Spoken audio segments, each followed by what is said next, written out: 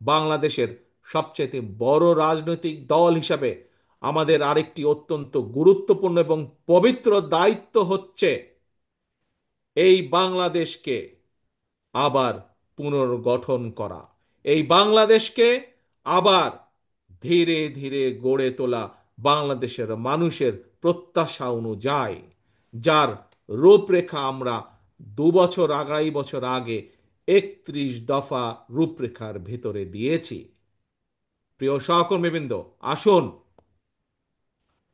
আজকে আমরা তাহলে দুটি শপথ আমরা গ্রহণ করি এই কাউন্সিল অনুষ্ঠানে।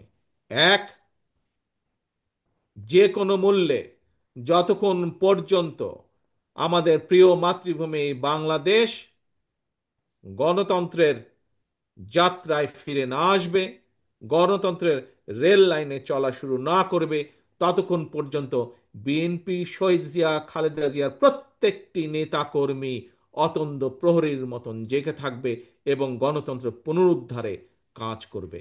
এই হলো এক। দ্বিতীয় হচ্ছে, দ্বিতীয় শপথ হচ্ছে, ইনশাল্লাহ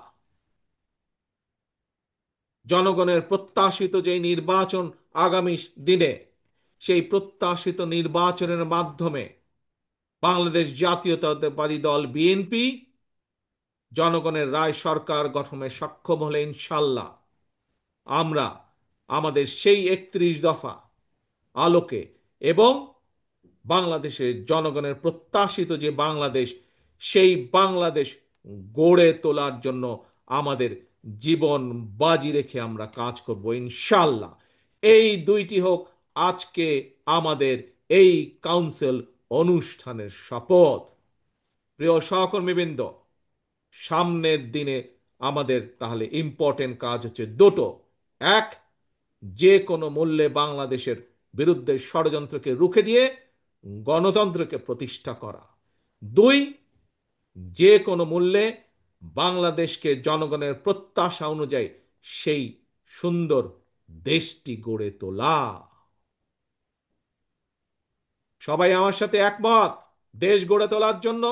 আসুন আমাদের রাজনীতি, আজকের রাজনীতির অন্যতম প্রধান লক্ষ্য হোক, অন্যতম মূল লক্ষ্য হোক, আমরা জনগণের প্রত্যাশিত বাংলাদেশ গড়ে তুলব ইনশাআল্লাহ। আল্লাহ হাফেজ। বাংলাদেশ জিন্দাবাদ। বাংলাদেশ জাতীয়তাবাদী দল জিন্দাবাদ। আসসালামু আলাইকুম।